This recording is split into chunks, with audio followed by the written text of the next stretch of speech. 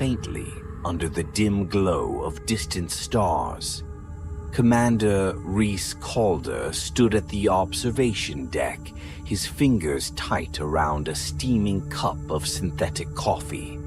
It tasted as stale as his nerves felt. Space was like that, vast, unyielding, and indifferent to human fragility. But it wasn't the silence of the void that gnawed at him. It was the signal. "Still no mistake?" he asked, his voice low, as if unwilling to break the tension in the air. Lieutenant Vera Orlan looked up from her station, her face pale against the soft glow of her console. "No mistake, sir. Origin confirmed. Kuiper Belt, Sector Theta 4. It's the Australis." Reese's heart sank. He didn't respond immediately, his gaze fixed on the stars outside. The Australis had disappeared 20 years ago, its entire crew, including his sister Maren, vanishing without explanation. At the time, the search and rescue missions had scoured the sector, finding nothing but radiation spikes and debris too small to identify. Eventually, the station was declared lost, a tragedy swallowed by the void. Until now. "What's the message?" he finally asked, setting the cup down on the console. Orlan hesitated, her finger hovering over a playback button. "It's fragmented, audio only, full of distortion. But you should hear it." She pressed the button, and the bridge filled with a wash of static. For a few seconds, it was incomprehensible, a garbled mess of sound and interference. Then, through the static, a voice emerged, hoarse and broken. "Please, anyone, help us." The words were punctuated by something else, a distant, guttural noise that set Reese's teeth on edge.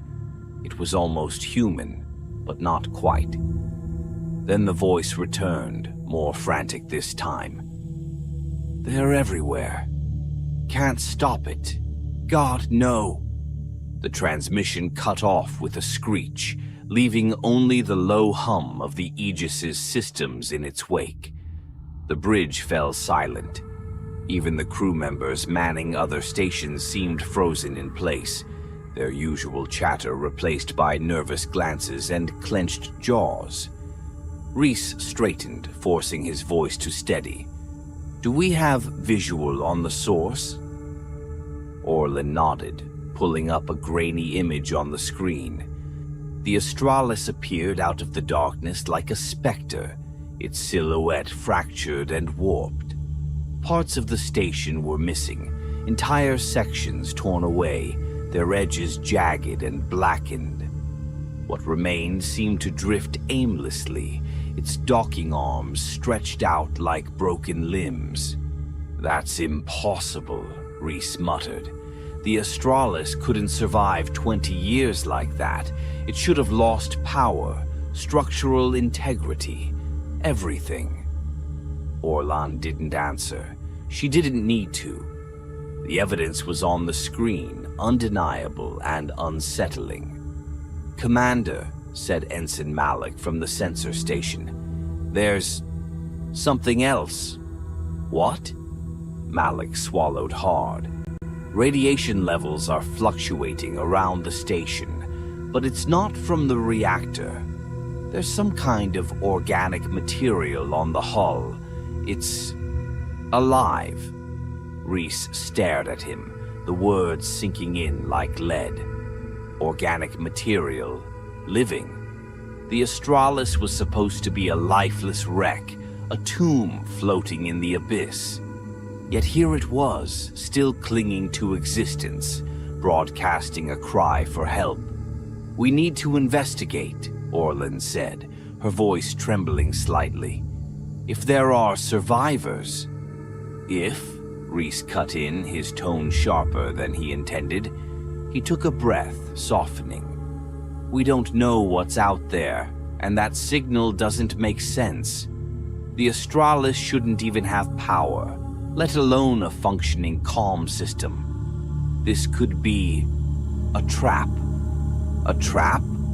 Orlan frowned. By who? Reese didn't answer. He didn't need to. The possibilities were too numerous and too terrifying to voice. Still, the image of the station lingered in his mind. He thought of Marin, her face flashing in his memory like an old photograph.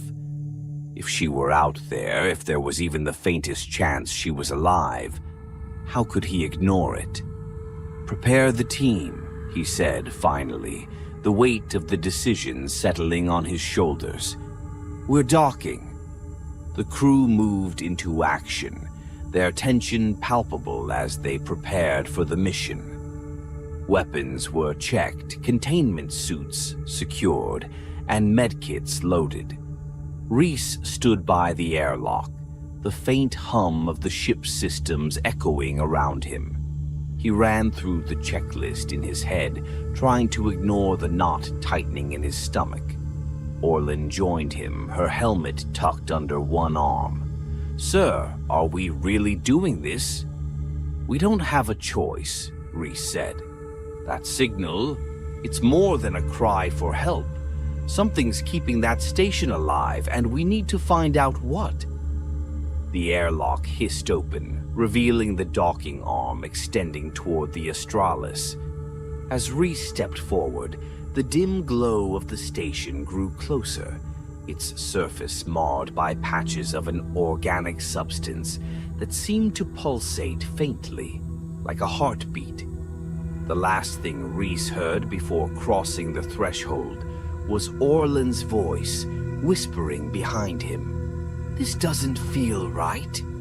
The Aegis shuddered as the airlock sealed behind them, and Reese stepped into the unknown. The stench hit them first, an acrid, rotting tang that clung to the air inside the Astralis. Reese adjusted his breathing mask, trying to block out the odor, but it seemed to seep through anyway, curling into his nostrils like smoke. His boots clanged against the metal floor, the sound swallowed by the oppressive silence of the station. Behind him, Lieutenant Orlan muttered, "This place is a tomb." She wasn't wrong. The corridor was littered with debris, tools, shattered glass, and streaks of dried blood smeared across the walls.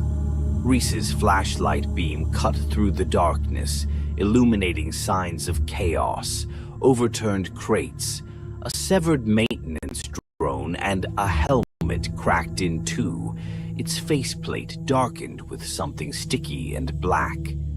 The deeper they went, the worse it became. The walls, once sleek and metallic, were covered in patches of a fleshy, coral-like substance. It pulsed faintly, its surface glistening with a translucent sheen that reflected their lights. "Organic material," said Ensign Malik, scanning it with his handheld analyzer. "Similar structure to fungal growth, but it's active, reacting to us." As if to prove his point, the substance quivered under the beam, retracting slightly before blooming outward again, exposing tiny, tendril-like filaments that waved in the air. Orlan took a step back, her hand on her weapon. "What the hell is it?" she asked. "No idea," Malik said, his voice tight. "But it's alive." Reese didn't respond. His focus was on the faint sound in the distance, a wet, shuffling noise that seemed to echo through the vents. It was faint but steady, growing louder as they moved toward the station's medical bay. When they reached the bay, Reese signaled for his team to fan out. The door was partially jammed, forcing them to squeeze through the narrow gap. Inside, the room was in disarray. Cabinets torn open, medical supplies scattered, and the same coral-like substance spreading across the walls and ceiling. "Commander." Orlan's voice was sharp, and Reese turned to see her crouched by a makeshift barricade of overturned tables and chairs. Behind it, huddled in the shadows, was a figure. Reese approached cautiously, his weapon raised. "Identify yourself." The figure stirred, a frail woman wrapped in a tattered survival blanket. Her face was gaunt, her skin pale and blotched with grayish lesions. She looked up at him with wild, bloodshot eyes. "Stay back," she rasped, her voice hoarse. Don't let them touch you." "We're here to help," Reese said, lowering his weapon slightly. "Who are you?" "Inez," she whispered. "Dr. Inez Varga. I was on the research team. You shouldn't have come. It's too late." "What happened here, Doctor?" Reese asked, kneeling beside her. "What is this growth?" Her gaze darted around the room, her hands clutching the blanket like a lifeline. "The spores," she said. "It started with the spores. We found them on a planetoid, small, dormant, harmless, or so we thought. But they woke up. They infected us." She broke into a coughing fit, her thin frame shaking violently. Orlan handed her a water pouch, which she drank greedily before continuing. "They take over the body," she said, her voice barely above a whisper. "Not just the mind, the body, reshaping it, growing it. The infected become something else, and then they spread it. Through touch, through the air. You've seen the bloom, haven't you? It's everywhere now." Reese felt a chill run down his spine. "The survivors?" She shook her head. "There aren't any, not really. Anyone who's been touched by the spores. They change, some faster than others. The station's automated systems started spreading the spores, pumping them through the air ducts. I tried to stop it, but..." Her words trailed off as the shuffling noise outside grew louder. Reese signaled for the team to take defensive positions. The sound grew closer, accompanied by a sickening, wet squelch. Then they saw it. The creature was vaguely humanoid, but grotesquely warped. Its arms were elongated, its fingers fused into jagged, bone-like protrusions. Coral-like growths jutted from its torso, pulsing with faint light, and its face was barely recognizable, its features stretched and distorted, its mouth hanging open in a silent scream. It moved in sudden, jerking motions, its limbs snapping unnaturally as it crawled toward them on all fours. A guttural, inhuman noise escaped its throat, somewhere between a growl and a gurgle. "Open fire!" Reese barked. The team's weapons lit up the room, beams of searing energy cutting into the creature. It shrieked, the sound deafening, as chunks of its body were blown away. But even as it collapsed, the coral-like growths on its body twitched, releasing a cloud of fine, shimmering particles into the air. "Seal your masks," Malik shouted, backing away. "It's spreading spores." Reese slammed the seal on his helmet, his heart pounding. The particles hung in the air like glittering dust, drifting lazily toward the vents. "We need to move," Reese said. "Now." He turned to Inez, who was staring at the remains of the creature with hollow eyes. "Can you walk?" She nodded weakly, and Reese helped her to her feet. The team retreated, their movements quick and deliberate, as they navigated the darkened corridors.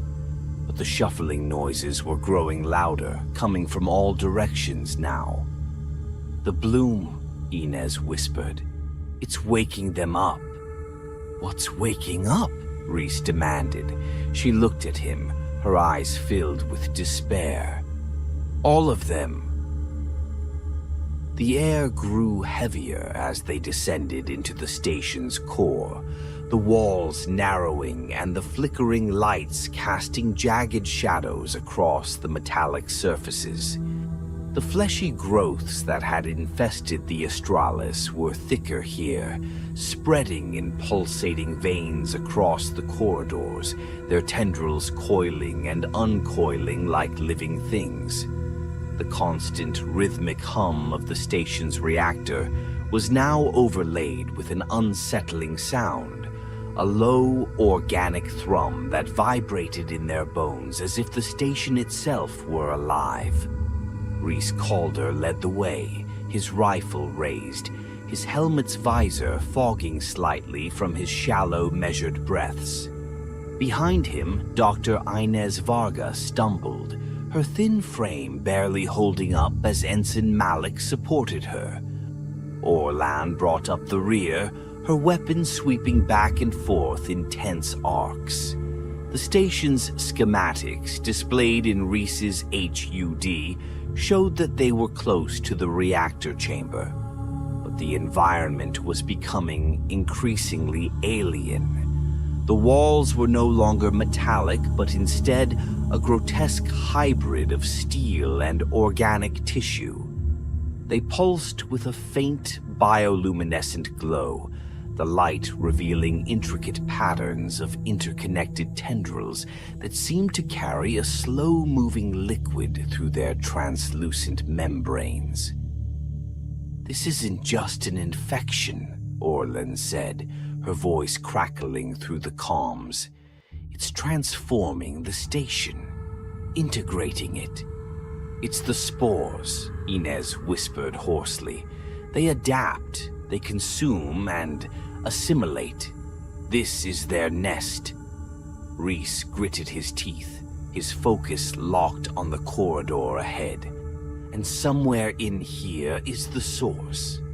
They emerged into a cavernous chamber that had once been the reactor control room. Now it was unrecognizable. The walls and ceiling were completely overtaken by the alien growths, forming what looked like a pulsating cathedral of flesh and sinew.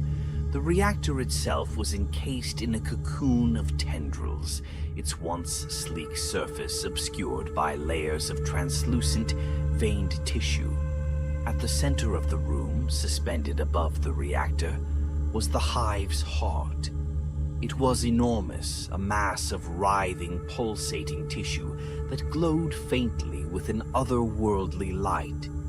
Tendrils extended from it in every direction, anchoring it to the reactor and the walls, feeding it power and biomass.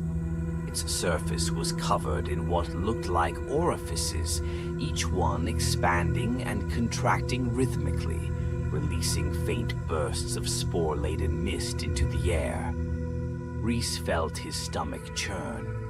The heart wasn't just alive, it was aware. He could feel its presence, a faint, invasive pressure at the edges of his mind, like an unseen predator sizing him up. "It's feeding off the reactor," Malik said, his voice trembling.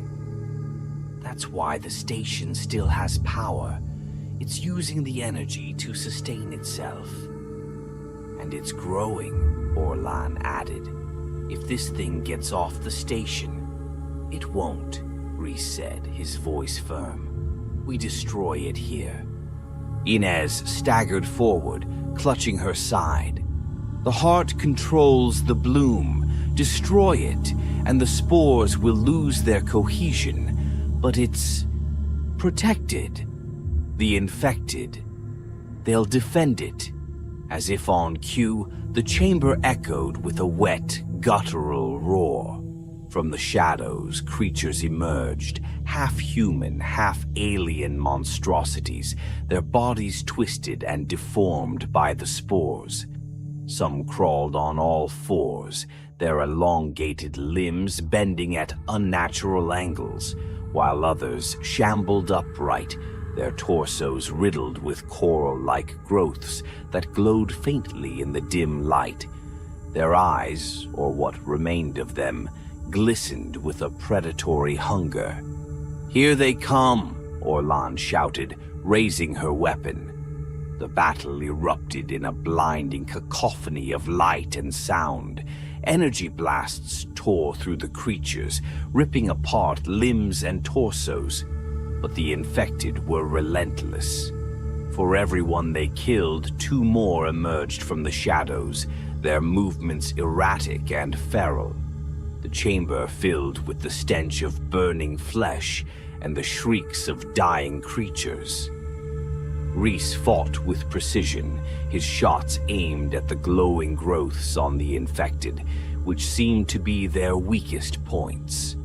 Orlan covered his flank, her rifle's rapid-fire bursts holding back the tide.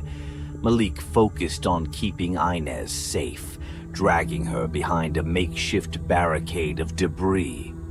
"We can't hold them forever," Orlan shouted. "We don't need to," Reese said, his eyes locking onto the reactor. "I'll overload it. That should take out the heart." "That'll blow the whole station," Malik said, his voice panicked. "We'll never make it back to the Aegis." Reese didn't answer. He already knew the truth. Someone had to stay behind to manually trigger the reactor's meltdown. He glanced at Inez, who was clutching a data tablet, her face pale but determined. "There's another way," she said. "I can trigger a feedback loop in the reactor remotely, but I need time to bypass the hive's interference." "Do it," Reese ordered. "Orlan, cover her. Malik, watch her back." "What about you?" Malik asked. Reese didn't respond. Instead, he charged toward the heart, weaving through the chaos. The tendrils that connected it to the reactor were massive, each one pulsating with energy. He raised his rifle and fired, the energy bolts severing the first tendril in a spray of viscous fluid. The heart shuddered violently, emitting a piercing screech that rattled his skull. The creatures reacted instantly, converging on him in a frenzy. Reese fought with everything he had, his rifle blazing as he cut down the infected. But they were overwhelming, their sheer numbers forcing him back. A sharp pain shot through his side as one of the creatures raked a claw across his suit, tearing through the material and drawing blood. "Commander," Orlan's voice crackled through the comms. "We're running out of time." Reese gritted his teeth, ignoring the pain. He fired at another tendril, severing it. The heart screamed again, its glow flickering. "Inez," he shouted. "How much longer?" "Just a few more seconds," she replied, her fingers flying across the tablet's interface. The heart thrashed violently, its tendrils whipping through the air, trying to protect itself. Reese took aim at the final connection, his vision blurring from the blood loss. He fired, and the tendril exploded in a shower of gore. The heart collapsed slightly, its glow fading as it let out a final deafening wail. "I've got it!" Inez shouted. "Feedback loop initiated. We need to move." Reese stumbled back, his breathing labored.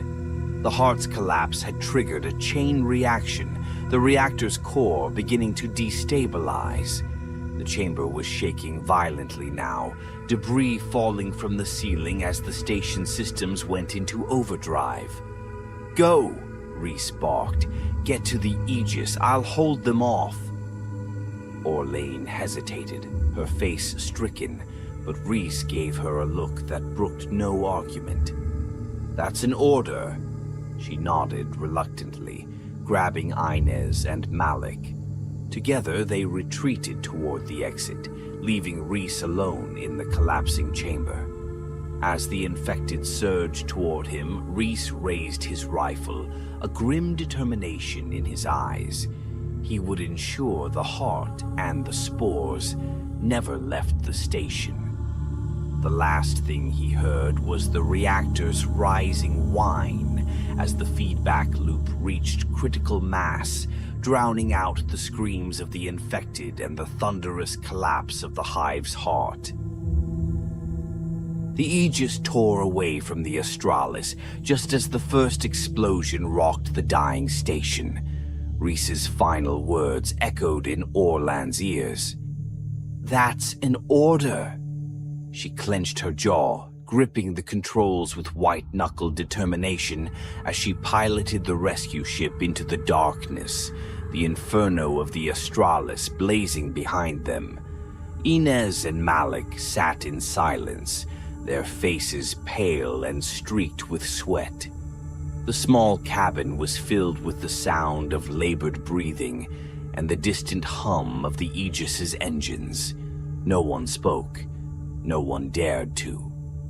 Through the viewport, the Astralis burned like a dying star, its massive reactor imploding in slow, terrible increments. Great tendrils of alien biomass writhed in agony, their glow fading as they were consumed by fire and shrapnel. Orlan felt tears prick her eyes, but she refused to let them fall. "Not yet." "Are we clear?" Malik's voice broke the silence, trembling but steady enough to get the words out. Orlan checked the console, her fingers moving quickly over the controls. "We're clear of the blast radius," she said, "but the debris field is going to be a nightmare. Stay strapped in." Inez sat forward, her hollow gaze fixed on the viewport. "He stayed behind," she whispered, her voice barely audible. Orlan didn't respond. She couldn't. She focused instead on the ship's trajectory, navigating through the chaotic remnants of the Astralis. But the guilt was unbearable. She'd followed his order, left him to face the swarm alone. And now Reese was gone, just like the station, just like the others.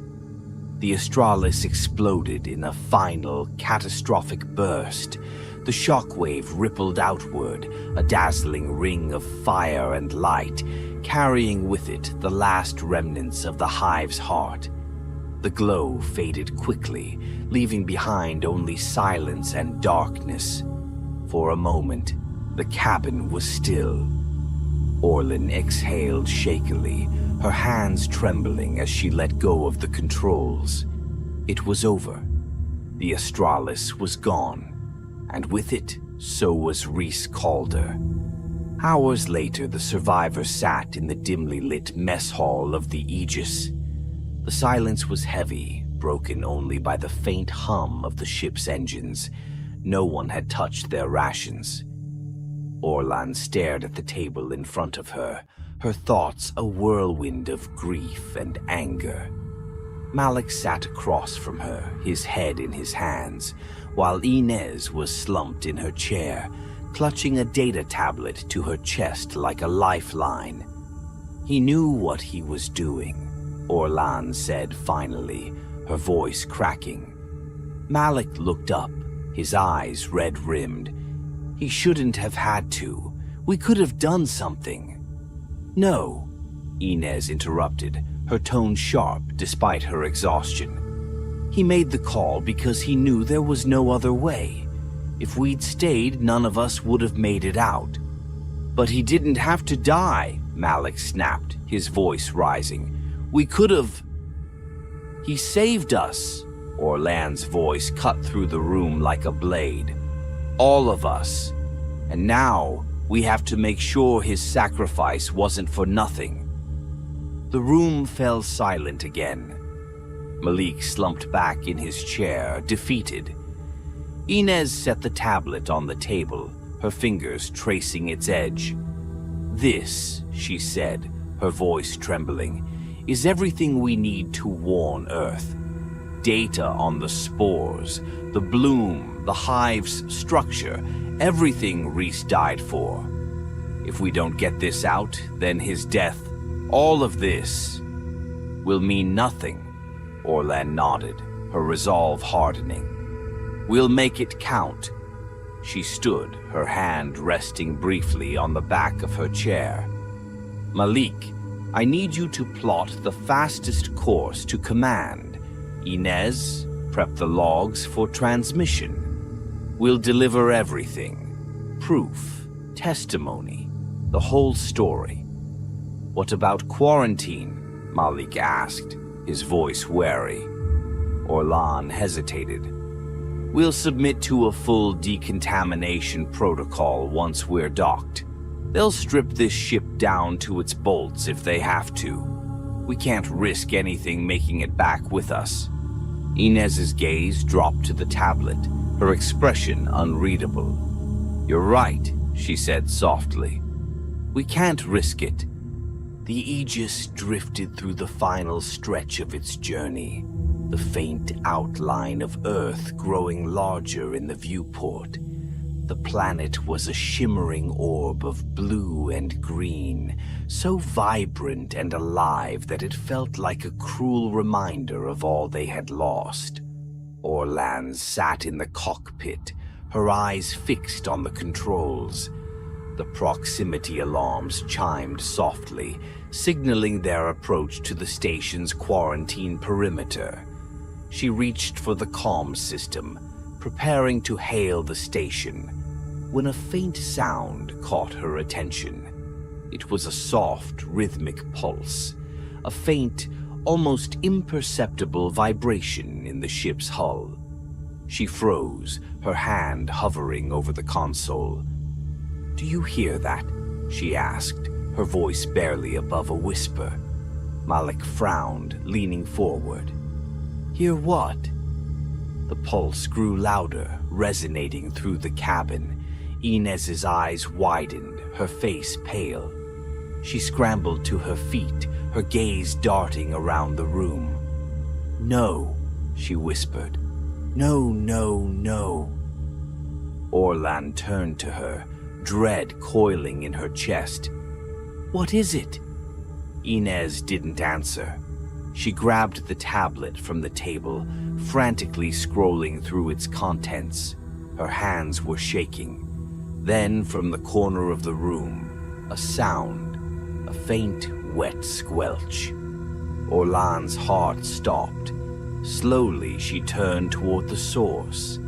There, on the floor near the storage lockers, was a small patch of coral-like growth, its surface glistening faintly. It pulsed once, releasing a faint, shimmering mist into the air. "No," Orlan breathed. The pulse in the hull grew stronger, and from somewhere deep within the ship, a low, guttural sound echoed, a sound that was all too familiar. Malik backed away, his face a mask of terror. "It's here! Oh God, it's here!" Inez clutched the tablet to her chest, tears streaming down her face. "We didn't escape," she whispered. "It escaped with us." The glow of Earth filled the viewport, bright and unrelenting, as the Aegis continued its approach. Orlan's fingers tightened on the console, her mind racing. There was still one thing she could do. Her hand hovered over the emergency override switch, the one that would trigger the ship's self-destruct sequence. She glanced at her crew, their faces pale and stricken. They knew what had to be done. "I'm sorry," she said, her voice breaking. The screen blinked red as her fingers closed over the switch. Outside, Earth loomed closer, unaware of the price of survival. The Erebus descended through the hazy atmosphere of Earth Beta, its heat shields glowing faintly as it pushed against layers of unfamiliar clouds. Commander Mara West, rigid in the pilot's seat, eyes locked on the controls, the faint hum of the ship filling the silence. Beyond the viewport, the planet stretched out, an uncanny reflection of Earth. Mountains rose in the distance, and vast stretches of green hinted at forests untouched by human hands. Yet something about the landscape felt wrong, as though it were holding its breath. "Atmosphere readings?" Mara asked, her voice sharp, breaking the stillness. "Earth standard," replied Dr. Callum Reyes from the science station, his voice tinged with unease. "Oxygen levels are slightly higher, but nothing dangerous. CO2 and nitrogen ratios match perfectly. If I didn't know better, I'd say we were flying over the Amazon." "It's not the Amazon," Anya Teague muttered. The exobiologist sat hunched over her station, her fingers moving restlessly over a tablet. "There's no wildlife, no thermal signatures, no movement at all." Daryl Kincaid, the ship's pilot, leaned forward, his gaze scanning the monitor. "I don't like this. Feels like we're walking into a trap." "Focus," Mara said.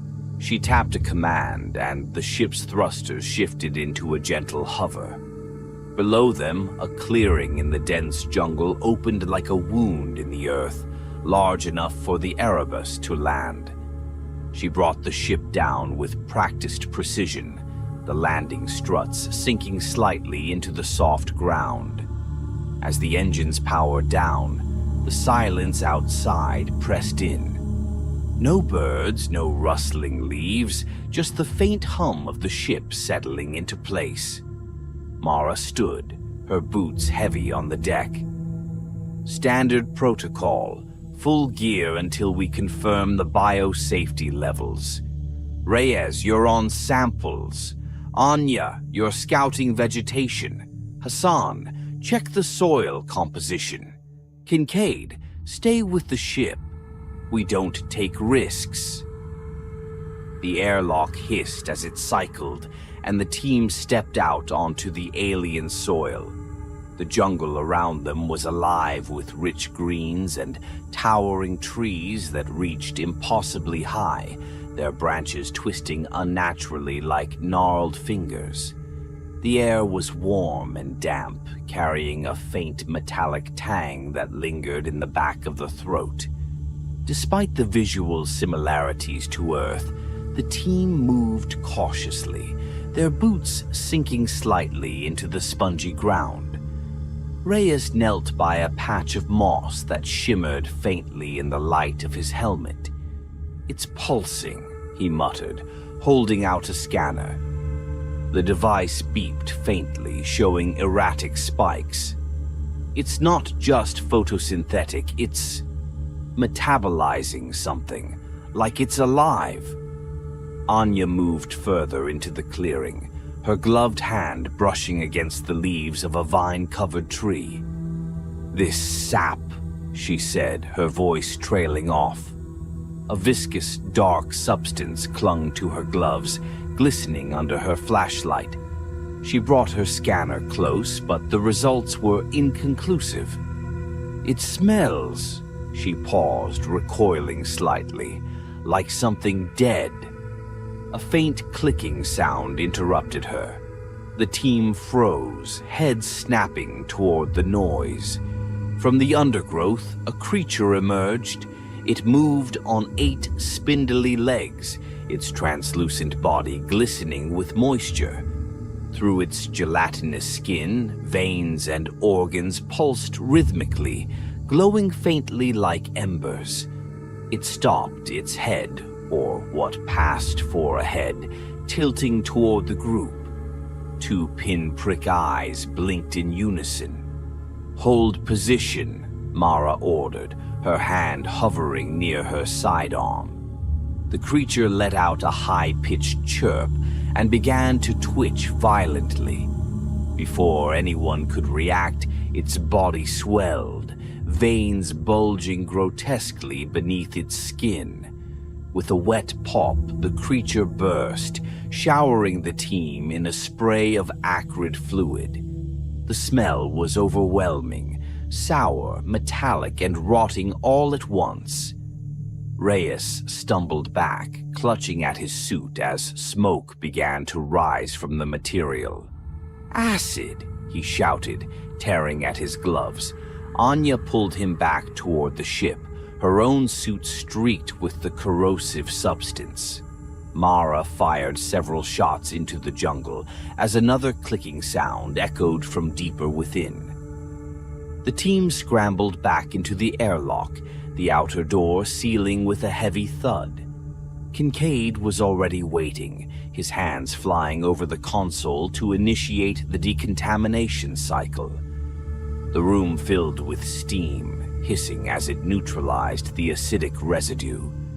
Reyes sank to the floor, his hands trembling. "What the hell was that?" Anya demanded, her voice muffled by the helmet.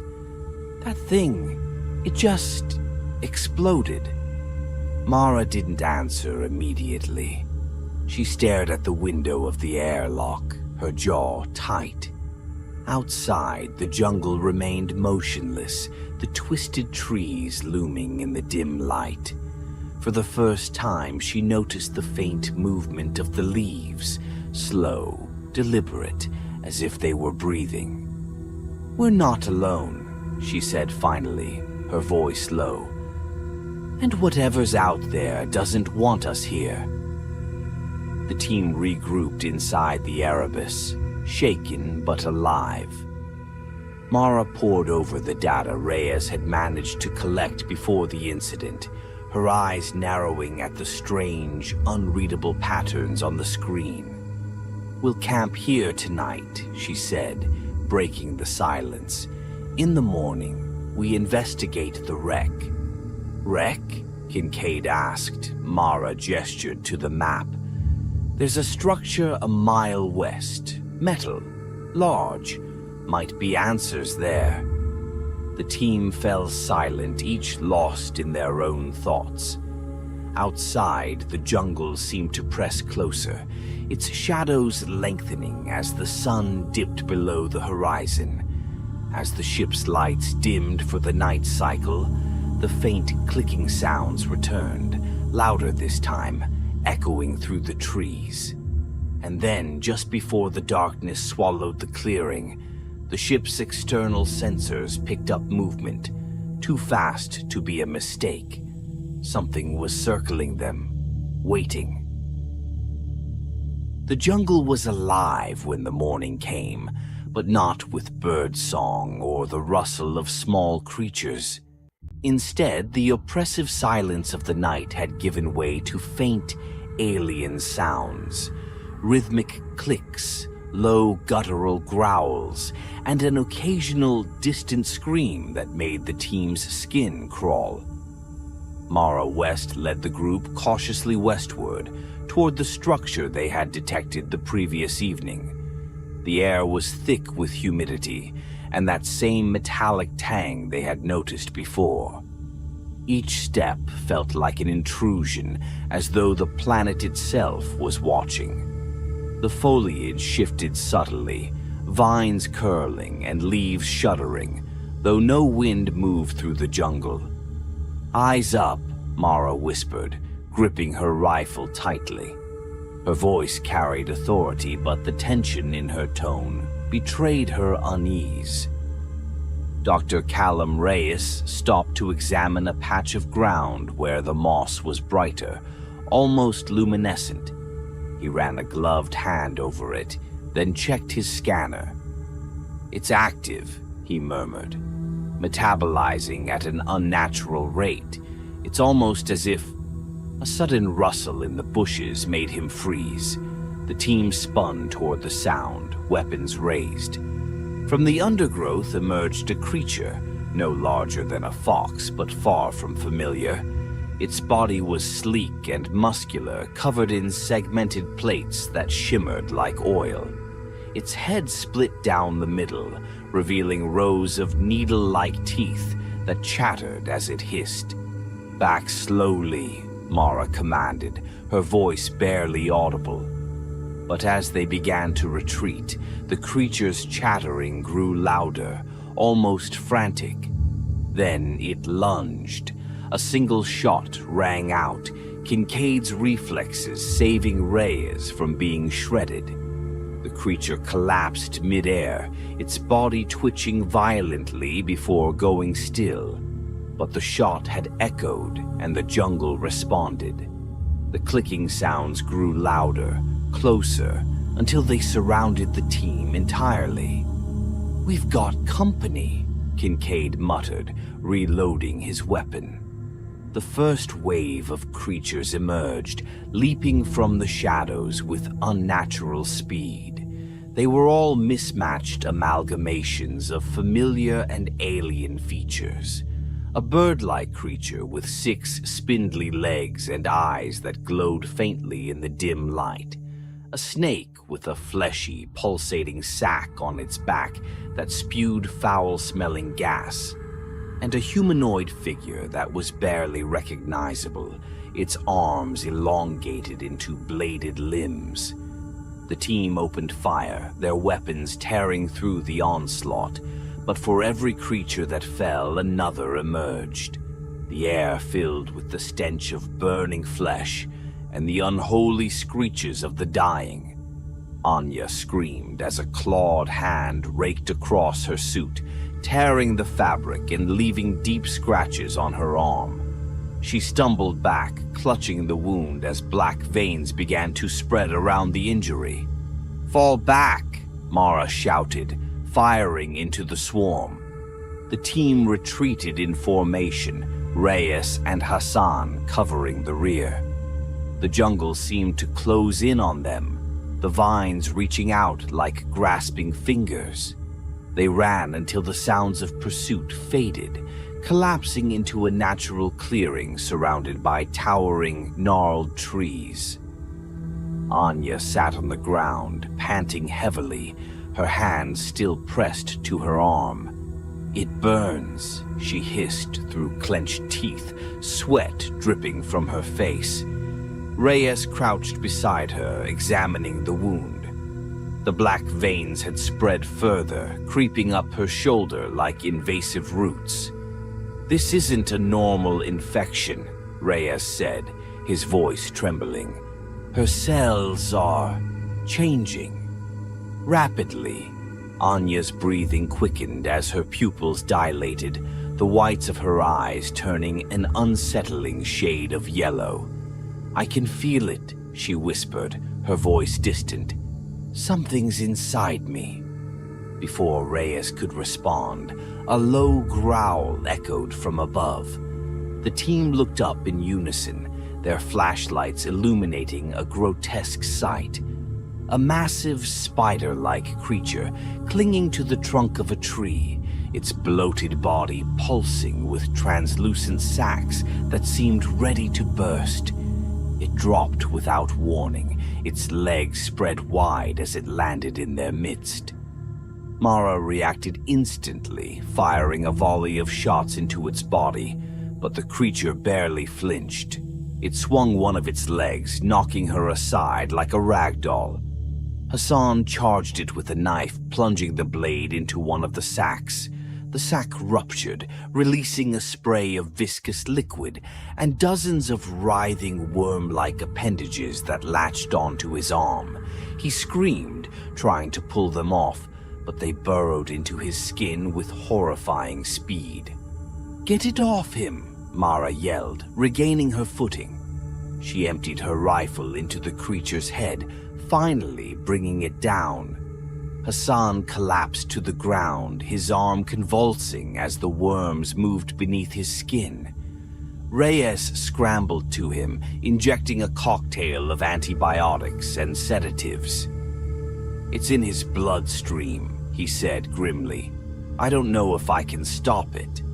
"We don't have time," Mara said, pulling Hassan to his feet. "We keep moving." The team pressed on, dragging their injured comrades with them. Anya's condition worsened rapidly. Her skin began to peel in patches, revealing dark, sinewy flesh underneath. Her breathing grew labored and her eyes darted around wildly, as if she were fighting an invisible force. Finally, they reached the structure, a massive crater rimmed with jagged metal. At the center lay a pool of thick, black liquid that shimmered like oil. Surrounding it were humanoid figures, their bodies fused grotesquely with machinery and organic growths. They stood motionless, their faces twisted into expressions of agony. "What the hell happened here?" Kincaid whispered, his voice barely audible. Reyes knelt by the edge of the pool, his scanner going wild. "This isn't just a mutation, it's a transformation. The liquid, it's rewriting DNA on a fundamental level." As he spoke, the figures began to move, their heads turning in unison to face the team. Their mouths opened, releasing a guttural, inhuman wail that reverberated through the air. Mara raised her rifle.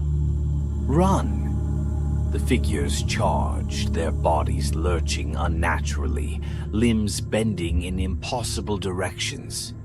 The team scattered, diving into the dense jungle as the creatures pursued them. The screams of the figures mixed with the clicking sounds of the jungle, creating a cacophony of terror that followed them deep into the night. By the time they stopped, they were down to 3, Mara, Reyes, and Kincaid. Anya and Hassan were gone, their final screams still echoing in Mara's ears. She gripped her rifle tightly, her knuckles white. "We're not getting off this planet alive," she whispered, her voice cracking. Reyes didn't answer. He was staring at his scanner, his face pale. "The mutation, it's accelerating. It's not just the creatures, it's the planet. Everything here is alive and it's hunting us." Mara, Reyes, and Kincaid pressed deeper into the jungle, their bodies battered and their minds on the edge of collapse. The dense canopy above blocked out most of the light, casting the world around them into a perpetual twilight. The air was thick, almost choking, and the strange rhythmic noises of the jungle seemed to synchronize with their own rapid heartbeats. They followed Reyes' scanner, which emitted erratic blips as it tracked the strongest source of the mutagenic substance. His hands trembled as he held it, the device vibrating faintly in his grip. "We're close," he muttered, his voice hoarse from dehydration and exhaustion. "If we can find the source, we might be able to—" "Stop it?" Kincaid interrupted, his tone laced with bitter sarcasm. "You've seen what this stuff does, Reyes. Do you really think we can stop something that can change an entire planet?" Mara silenced them with a raised hand, her gaze scanning the foliage. "Keep moving. Arguing won't keep us alive." The ground began to slope downward, the vegetation growing thicker and more grotesque. Vines slithered like living things, their surfaces covered in oozing nodules that pulsed in time with some unseen rhythm.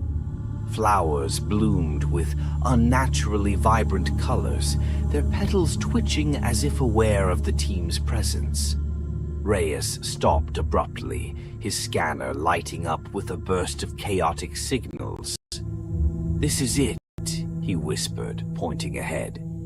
They emerged into a massive cavern hidden beneath the jungle's surface.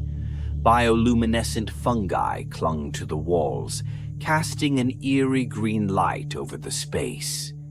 In the center of the cavern stood the source, a pulsating, organic mass the size of a small building. It resembled a grotesque heart, its surface glistening with black, viscous liquid that dripped into a pool below. Veins spread out from it, snaking through the cavern and beyond into the very fabric of the planet. Mara's stomach churned at the sight. The thing was alive, its every pulse sending a faint tremor through the ground. "What the hell is that?" she asked, her voice barely above a whisper. Reyes approached cautiously, his scanner going haywire. "It's not just alive. It's intelligent. These readings, this thing is emitting signals as if it's trying to communicate." Kincaid took a step back, his hand resting on his sidearm. "Communicate? With what?" "With everything," Reyes replied. "It's rewriting the DNA of the entire ecosystem, turning everything into extensions of itself. This isn't evolution, it's assimilation." As he spoke, one of the veins twitched violently. The black liquid began to bubble, and a sickening sound filled the cavern, a wet, guttural groan that seemed to come from the mass itself. The pool rippled, and from its depths emerged a creature that defied comprehension. Its body was a twisted amalgamation of features, insectoid limbs, reptilian scales, and a human-like torso that writhed as though fighting against itself. Its face was a nightmare, a mouth stretched impossibly wide, filled with jagged teeth that clicked together rhythmically. "Move," Mara shouted, firing at the creature. The bullets tore through its flesh, but it barely flinched, its body shifting and reforming as though it were made of liquid. The team scattered as the creature lunged, its movements unnaturally fast and erratic. Kincaid fired a burst of rounds, the cavern echoing with gunfire. "This isn't working," he yelled, dodging one of the creature's spiked limbs. Reyes ducked behind a cluster of fungi, his mind racing. "It's protecting the source. That thing isn't just a creature, it's part of it." Mara's gaze snapped to the pulsating mass. She could see it reacting to the fight, its surface rippling in time with the creature's movements. "We have to destroy it," she said, her voice firm. "Reyes, can you rig something with the fuel cells?" Reyes hesitated, his hands trembling. "If I get close enough, maybe. But if we blow this thing, we might bring the whole cavern down on us." "Then we make it quick," Mara said, firing another volley at the creature to draw its attention. "Kincaid, cover him!" Kincaid nodded, unleashing a barrage of suppressive fire as Reyes sprinted toward the mass. The creature let out a deafening roar, its limbs thrashing as it lunged after him. Mara intercepted, her rifle blazing, but the thing's flesh seemed impervious, its wounds closing almost instantly.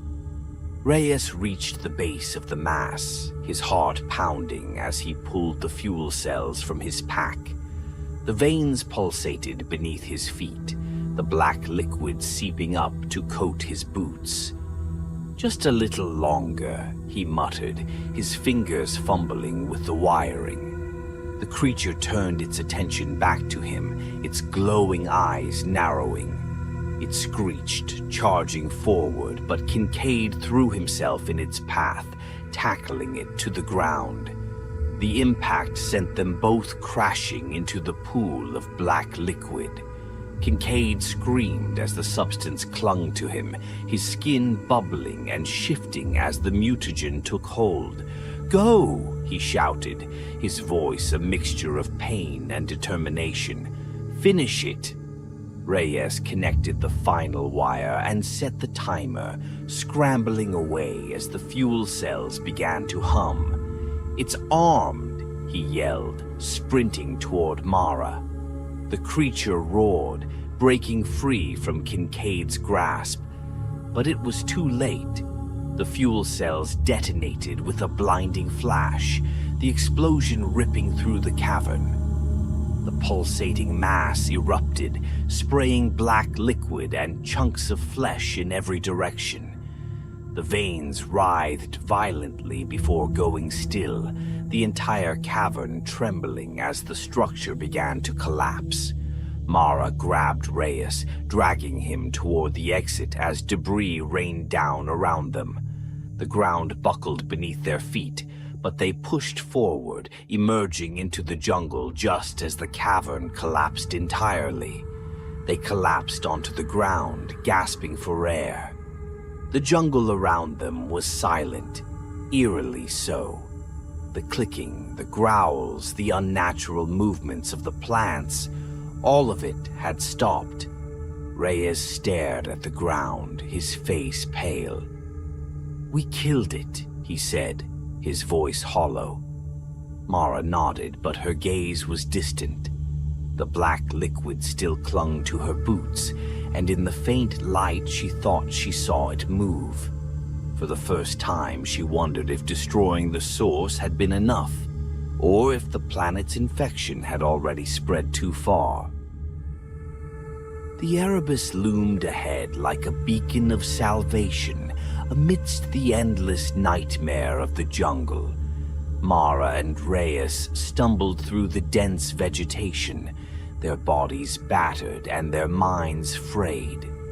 The oppressive silence of the jungle had returned, but it felt more ominous now, a void where the faint clicks and guttural growls once echoed.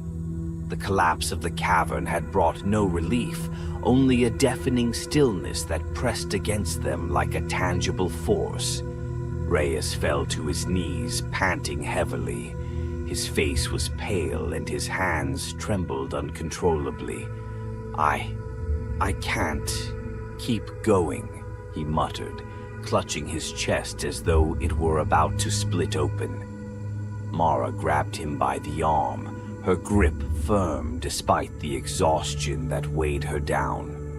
"You don't get to stop, Reyes. Not now. The ship is right there." Her voice cracked on the last word, betraying the desperation she tried to suppress. Reyes nodded weakly, forcing himself to his feet. His eyes darted nervously to the jungle around them, as though expecting the shadows to come alive at any moment. "Do you think it's really over?" he asked, his voice barely above a whisper. Mara didn't answer. She couldn't. The truth was, she didn't know. The pulsating mass in the cavern was gone, obliterated in the explosion, but the black liquid that clung to her boots, still writhing, still alive, told a different story. The planet felt unchanged, as though it had merely paused to observe what they would do next. They reached the clearing where the Erebus stood, its metal hull gleaming faintly in the dim light. The sight filled Mara with a fleeting sense of hope, but it was quickly overshadowed by the memory of Kincaid's final scream, the black liquid devouring him as he sacrificed himself to buy them time. She shook the thought from her mind and activated the ship's airlock. The door hissed open and they stumbled inside. The sterile interior felt like stepping into another world, one where the horrors of the jungle couldn't follow. But Mara knew better. "Get to the med bay," she ordered Reyes. "I'll prep the ship for takeoff." Reyes nodded, dragging himself toward the back of the ship.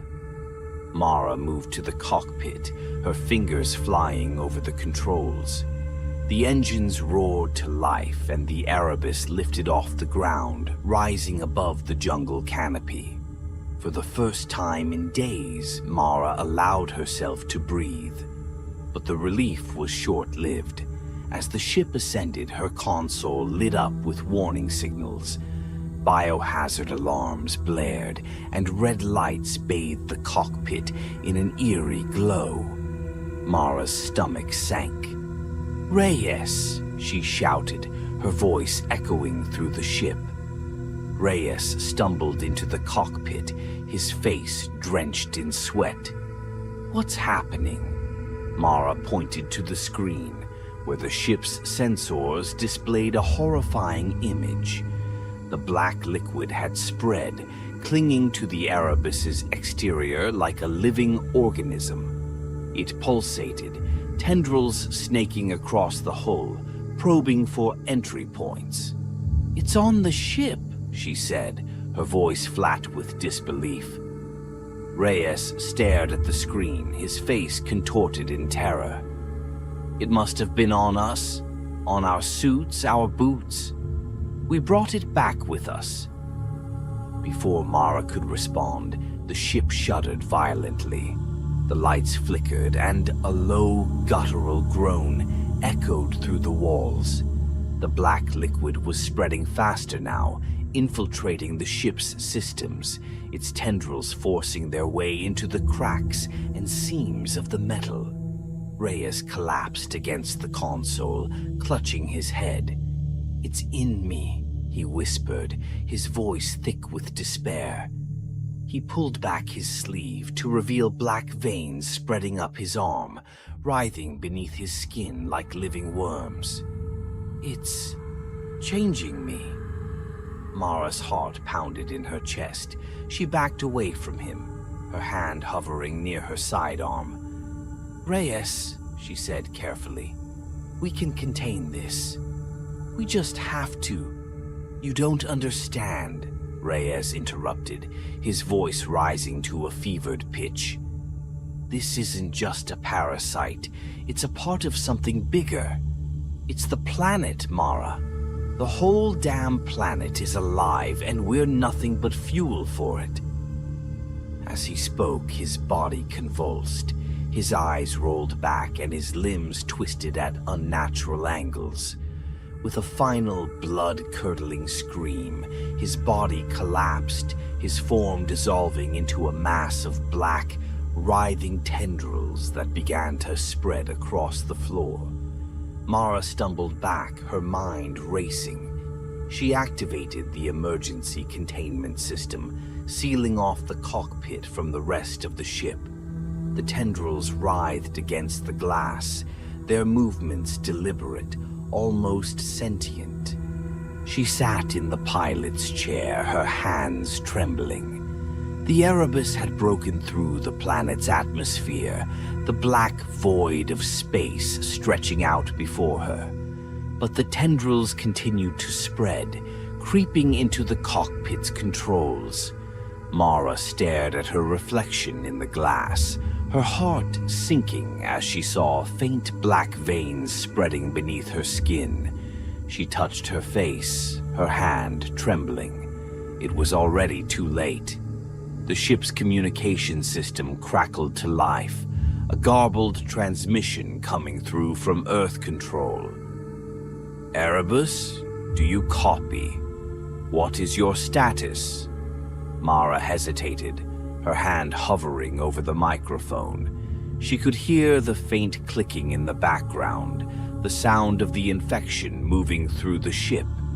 She took a deep breath, her voice steady as she replied, "Earth Control, this is Commander Mara West. The mission was compromised. The infection, it's spreading. Do not..." Her voice faltered as the veins crept further up her arm. "Do not attempt rescue. The planet is alive. It's inescapable." The transmission cut off as the tendrils reached the console, flooding it with black liquid. Mara closed her eyes, a single tear sliding down her cheek.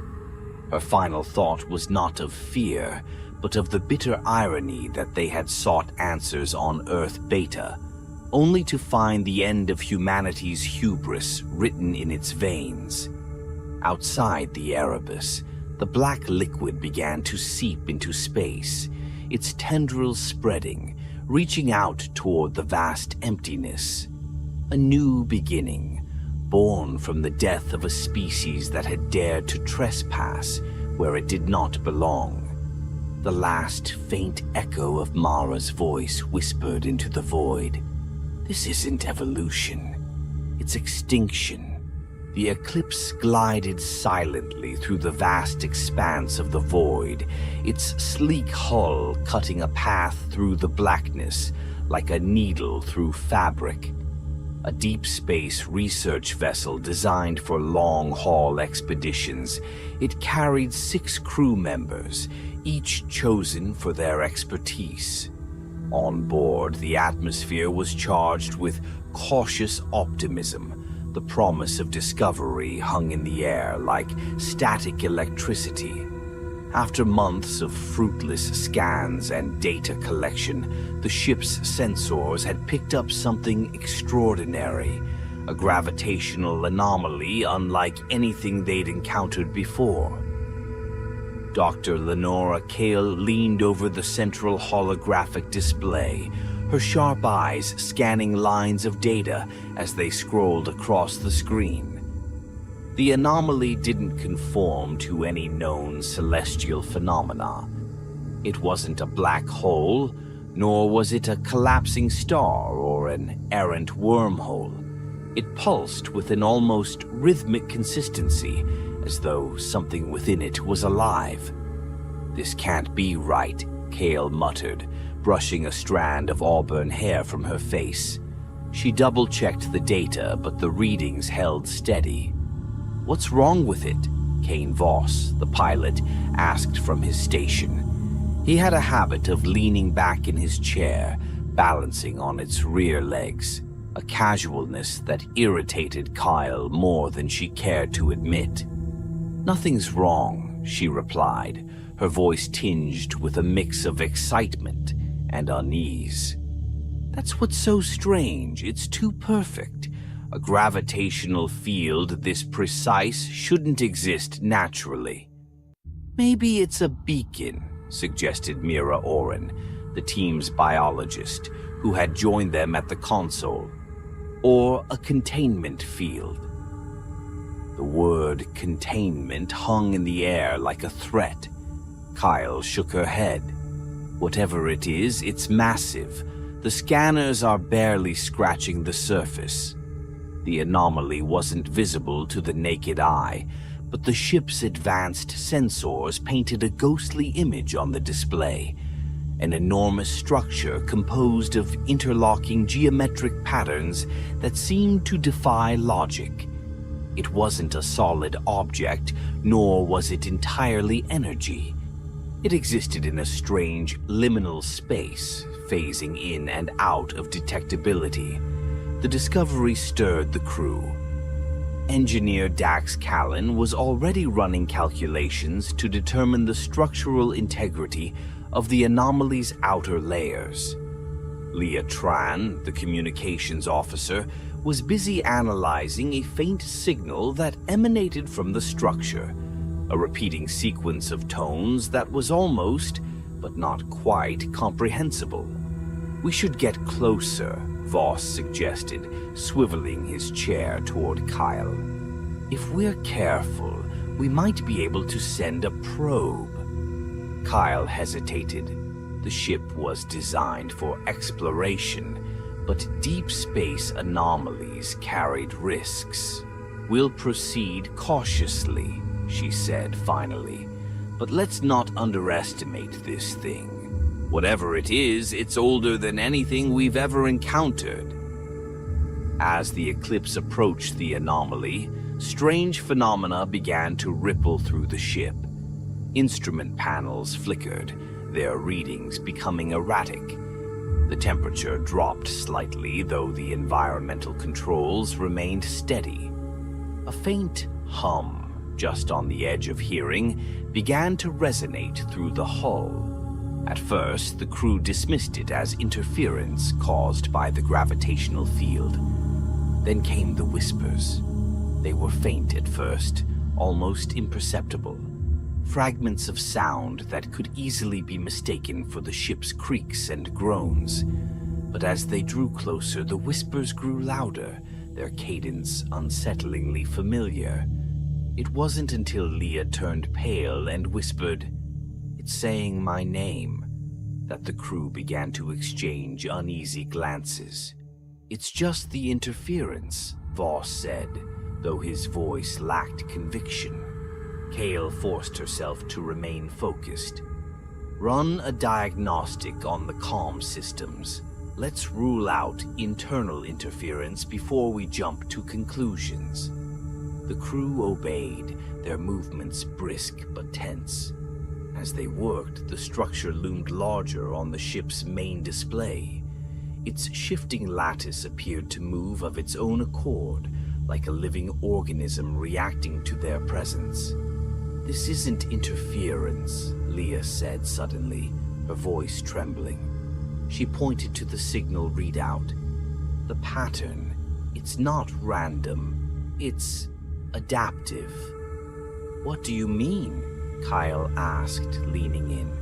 "It's adjusting to us, like it's trying to communicate." Kyle stared at the signal, her mind racing. If it was communication, it wasn't in any language or code they'd ever encountered. It was primal, a series of vibrations that resonated on a visceral level. Her chest tightened as an unsettling thought took hold. What if it wasn't trying to communicate, but to warn them? "We need to send a drone," Voss said. "Let it do the exploring while we hang back." Kyle nodded reluctantly. "Agreed. Prep the drone for launch." The team moved with precision, sending the small, unmanned craft into the anomaly's outer layer. For a moment, it transmitted back clean visuals, impossible architecture that folded and unfolded in ways the mind struggled to comprehend. Then the feed cut to static. "What the hell happened?" Callan asked. "It's gone," Mira said softly. "It just disappeared." The crew fell silent, the weight of the situation pressing down on them. Kale's gaze lingered on the ghostly image of the anomaly. It felt less like a discovery and more like an invitation, one they couldn't refuse. "We're going in," she said finally, her voice steady despite the knot in her stomach. "Suit up. I want eyes inside that structure." And with that, the Eclipse edged closer to the anomaly, its crew unaware of the ancient terror that awaited them within. The drone's disappearance cast a heavy pall over the crew of the Eclipse. It wasn't just the loss of equipment, though expensive, that could be replaced. It was the implication. Whatever lay within the anomaly defied their understanding of physics, matter, and logic itself. Despite the unease that gnawed at the edges of her thoughts, Dr. Lenora Kale knew there was no turning back. They had come too far to retreat now. The decision was made quickly. A manned expedition would enter the anomaly, equipped with reinforced suits and instruments calibrated to withstand the strange gravitational fluctuations. Kane Voss, Dr. Mira Oren, and Dax Callan were the first to volunteer. Kale would monitor from the Eclipse, coordinating their mission and analyzing real-time data. "Are you sure about this?" Mira asked Kale as she adjusted the seals on her exosuit. "We still don't know what happened to the drone."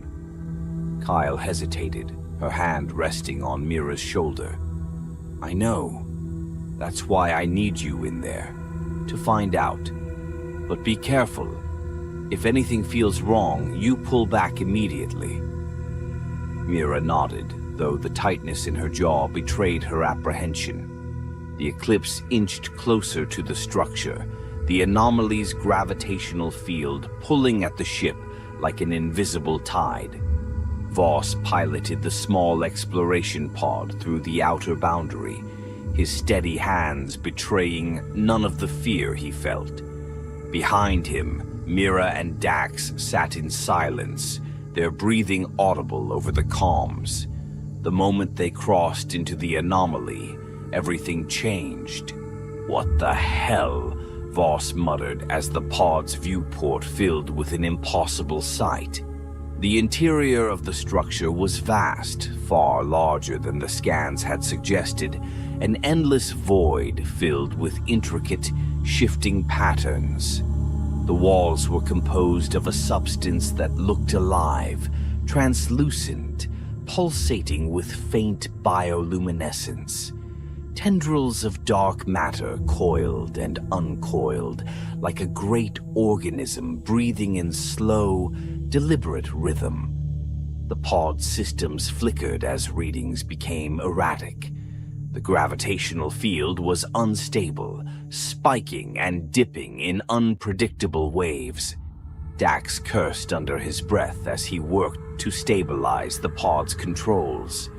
"This place is chewing through our instruments. I can't keep the sensors calibrated." "Just keep us steady," Mira said, her eyes fixed on the writhing tendrils outside. As the pod approached the center of the structure, the air, or rather, the absence of it, seemed to grow heavier. The walls narrowed into a corridor that twisted and bent in ways that defied spatial logic. Voss had to navigate carefully, his hands white-knuckled on the controls. Then they saw it. Suspended in the heart of the anomaly was a cocoon-like object, enormous and pulsating with a deep crimson glow. Its surface was covered in intricate patterns, almost like veins, which seemed to pulse in time with the anomaly's rhythmic vibrations. Tendrils of dark matter connected it to the surrounding walls, anchoring it like the nucleus of some grotesque, otherworldly cell. "Is that alive?" Dax whispered. Mira raised her scanner, her hands trembling. "I don't know, but it's generating an enormous amount of energy. This thing, it's not just part of the anomaly. It is the anomaly." The cocoon shuddered as though sensing their presence. Mira stepped closer, her voice hushed. "It's ancient. Whatever this is, it's been here for millennia. Maybe longer." Kale's voice crackled through the comms. "Do not approach it. Stay at a safe distance. We have no idea what we're dealing with." Before Mira could respond, a sudden tremor rippled through the structure. The cocoon convulsed violently, its surface splitting open in jagged cracks. A low, guttural hum filled the air, vibrating through their suits. The tendrils began to writhe more violently, lashing out toward the pod. "Get back!" Kale shouted over the comms. "Now!" Panic surged through the team. Voss reversed the pod, but the gravitational field fought against him, dragging them closer to the cocoon. Dax reached for the emergency controls, but a sudden jolt threw him from his seat, slamming him against the bulkhead. Blood trickled from his temple as he scrambled to regain his footing. Mira's scanner began to emit a high-pitched whine. "The energy levels are spiking. It's destabilizing." The cocoon split further, releasing a torrent of black ichor that splattered against the walls and floor. The substance moved unnaturally, defying gravity as it coiled and slithered toward the pod. One of the tendrils lashed out, striking the pod's hull with a deafening clang. The lights inside flickered and alarms blared. "Hold on!" Voss shouted, gripping the controls as he fought to keep the pod from being pulled into the cocoon. Another tendril slammed into the viewport, cracking the reinforced glass. Mira screamed as the ichor began to seep through the cracks, hissing and bubbling as it made contact with the interior. Kale's voice cut through the chaos. "Get out of there! Abort the mission!" With a desperate surge of power, Voss managed to wrench the pod free from the cocoon's grip. The tendrils thrashed wildly as the cocoon emitted a deafening roar, a sound so alien it seemed to pierce their very minds.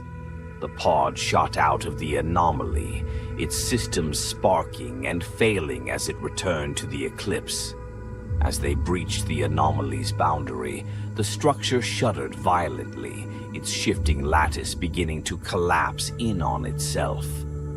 Back on the ship, Kyle watched in horror as the cocoon's tendrils extended outward, their dark ichor spreading like veins through the void. They had woken something, and it was no longer confined. The eclipse was in chaos. The exploration pod docked hastily, its hull scarred with jagged burns and streaks of dark ichor that seemed to pulse faintly in the ship's artificial light. Kane Voss stumbled out first, his face pale and slick with sweat. Behind him, Mira Oren helped Dax Callan, whose head was wrapped in a hastily applied bandage, the blood already seeping through. "What the hell happened in there?" Dr. Lenora Kyle demanded as she approached. She barely had time to get the words out before alarms began blaring, the ship's systems struggling to process the strange material clinging to the pod. "It's awake," Mira said, her voice barely above a whisper. Her hands trembled as she removed her helmet, her wide eyes fixed on Kyle. The cocoon, it wasn't just a containment vessel. It was alive. Kyle's stomach twisted. "What do you mean, alive?" "It's not just an entity," Mira continued. "It's a being, something ancient, and it's not fully formed. It's rebuilding itself." Before Kale could respond, a deep, resonant vibration shook the ship. The lights flickered and a low hum filled the air, growing louder with each passing second. The ichor on the pod began to move, writhing and expanding as though feeding off the ship's energy. Kyle turned to Leah Tran, the communications officer, who was frantically typing at her console. "What's happening?" "It's spreading," Leah said, panic edging her voice. "The ichor, it's infiltrating the ship's systems. It's overriding everything." Another tremor rocked the eclipse, sending the crew sprawling. The air grew thick, oppressive, as if the presence from the cocoon had seeped into the ship itself. The walls groaned and creaked, the metal twisting unnaturally. Then they saw it. The ichor coalesced in the center of the docking bay, forming a grotesque shape that seemed to shift and writhe as though it couldn't decide on a fixed form. Spindly limbs extended outward, tipped with jagged claws, while countless lidless eyes appeared and disappeared across its surface. Its flesh dripped with viscous black fluid that hissed and burned wherever it fell. A mouth-like fissure opened, emitting a guttural, alien roar that vibrated through their bodies. Kale felt her knees weaken as she stared at the creature. It was neither fully solid nor entirely ethereal, existing in a state that defied comprehension. The faint hum that had haunted the ship since they approached the anomaly now pulsed through the air like a heartbeat, synchronizing with the movements of the entity. "It's feeding on us," Mira whispered. "On the ship, on the systems, on everything." The creature lunged forward with shocking speed, one of its limbs striking a nearby console. Sparks flew as the metal warped and twisted, the ichor spreading like a cancer across the surface. Dax, still dazed from his injury, tried to stand but collapsed as another tremor shook the ship. Kale grabbed his arm, pulling him to his feet. "We need to move, now!" The crew scrambled out of the docking bay, retreating into the narrow corridors of the Eclipse. Behind them, the creature advanced, its massive form distorting the space around it. Bulkheads groaned under the strain, the walls warping and bending as if reality itself was unraveling in its wake. Kyle led the group toward the bridge, her mind racing. They had to find a way to contain it, to stop it from consuming the entire ship. But how? This thing wasn't just a physical entity, it was a force of nature, ancient and unstoppable. As they reached the bridge, the creature let out another roar, the sound reverberating through the ship. Kyle glanced back and froze. One of the engineers, a junior officer named Rivas, had fallen behind. The creature's tendrils lashed out, wrapping around his body and dragging him into its mass. Rivas screamed, his voice a mixture of terror and agony. The crew watched in horror as his body began to change, his limbs elongating unnaturally, his flesh splitting and twisting as the ichor consumed him. His screams became inhuman, a guttural cacophony that echoed through the corridors before abruptly cutting off. What remained was unrecognizable, a grotesque half-formed appendage that melded seamlessly with the creature's ever-shifting form. "It's not just killing us," Mira said, her voice trembling. "It's using us to rebuild itself." Kyle forced herself to look away, bile rising in her throat. "We can't fight it. We need to isolate it, contain it." Voss slammed his hand against the console, his frustration boiling over. "And how the hell are we supposed to do that? This thing is ripping the ship apart." Kyle turned to Leah, who was already working furiously at her station. "Leah, can we seal off the docking bay?" "I can try," Leah said, her fingers flying across the keyboard.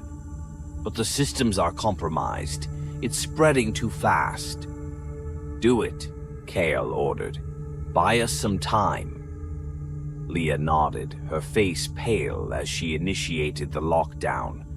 Bulkheads began to close around the docking bay, but the creature moved faster, its limbs extending to block the doors.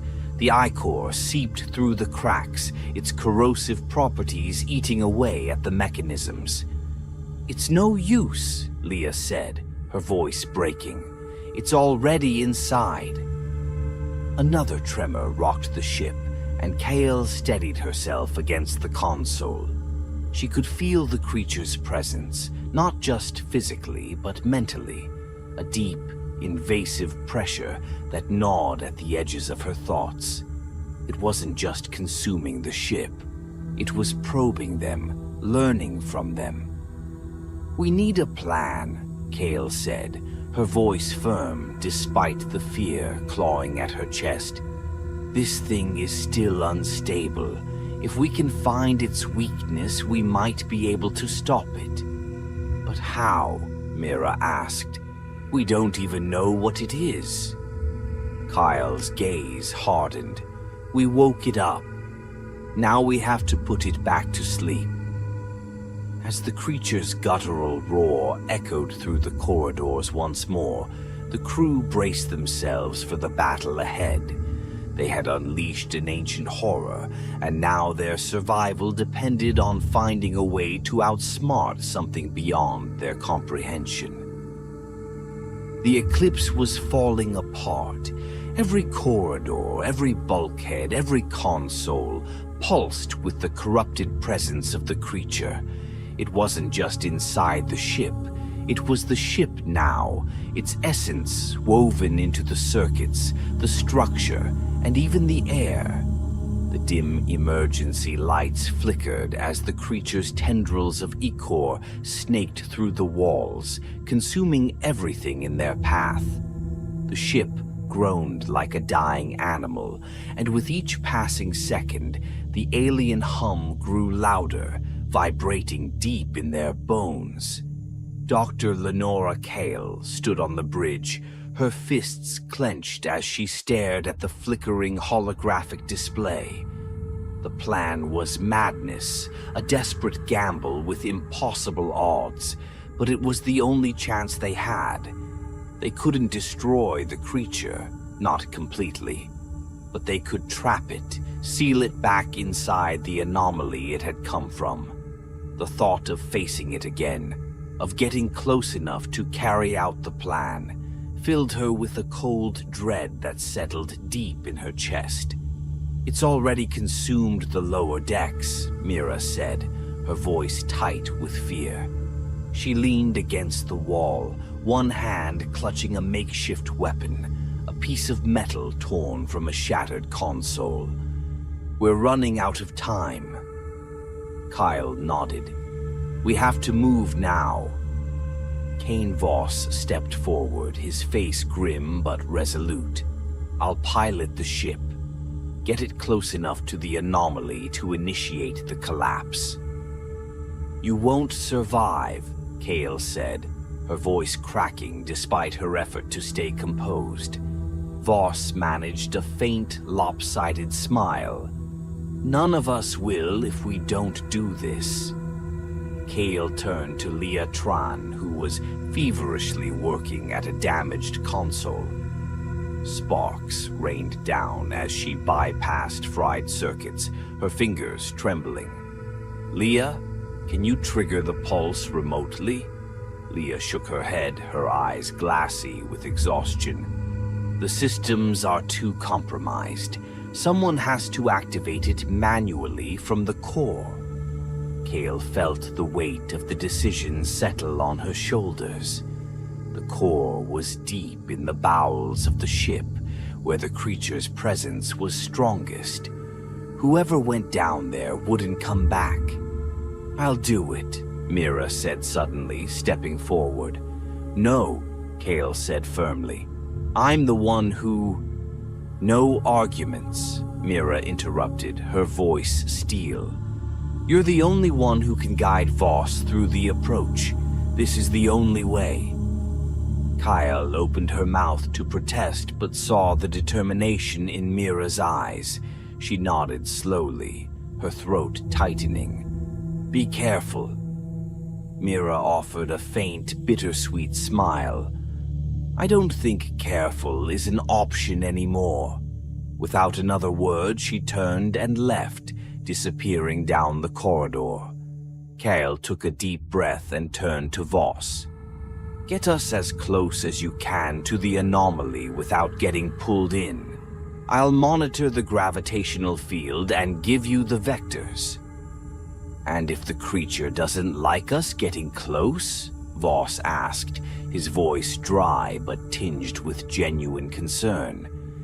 "Then we'll have to make it like us even less," Kale said grimly. The creature sensed what they were doing. As the eclipse approached the anomaly, the entire ship convulsed violently. Tendrils lashed out, tearing through walls and ceilings. The alien hum intensified, becoming a deafening roar that filled the air like the wail of a dying star. In the core chamber, Mira faced the full horror of the creature. It was everywhere, its massive, writhing form pulsating with malevolent energy. The air was thick with the stench of decay, and the ichor-coated walls seemed to close in around her. Her hands trembled as she worked, rerouting power and overriding the safety protocols. She could feel the creature's presence pressing against her mind, probing, whispering. It wanted her to stop. It wanted her to join it. Mira gritted her teeth and pushed the thoughts aside. "Not today," she muttered, her voice shaking. She slammed her fist against the final override, and the core began to hum, building toward the pulse that would seal the creature back inside its dark matter prison. On the bridge, Kyle and Voss fought to keep the eclipse steady. The anomaly loomed ahead, its shifting lattice of impossible geometry pulsating with ominous light. The ship's structural integrity was failing, alarms blaring as the gravitational field tore at the hull. "We're not going to make it," Voss said, his voice strained as he wrestled with the controls. "Yes, we will," Kale snapped. "Just hold it together a little longer." The creature surged toward them, its massive form tearing through the ship. It was furious now, its countless eyes fixed on the bridge as it advanced. Kyle felt its presence in her mind, a crushing weight that made her vision blur and her thoughts fracture. Then, from the comms, Mira's voice crackled through, weak but resolute. "The pulse is ready. Get clear." Kyle's breath caught. "Mira, no time," Mira interrupted. "Do it." Kyle hesitated for only a fraction of a second before slamming her hand on the control panel. "Voss, take us in." The ship surged forward, engines screaming as it hurtled toward the anomaly. The creature let out a deafening roar, its tendrils lashing out wildly. One of them struck the bridge, shattering the viewport. Kyle felt the air being sucked out into the void, but she held on, her gaze fixed on the anomaly ahead. The pulse detonated. A blinding wave of dark energy surged through the eclipse, ripping through the creature with devastating force. It howled in agony, its massive form unraveling as the anomaly's lattice closed around it, pulling it back into the prison from which it had escaped. The gravitational field collapsed, folding space in on itself. Kale barely registered Voss's final words as the ship disintegrated around them. "Tell them to stay away." Kale awoke in darkness, floating in an escape pod. The eclipse was gone. The anomaly was gone. Everything was silent. Rescue came weeks later. Kyle and Mira, injured, broken, but alive, were pulled from the depths of space.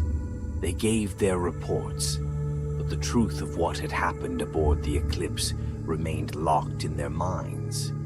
Kyle never stopped hearing it, though, the faint hum, the whisper in the back of her mind. The void was never empty. It had always been waiting, and now it was awake.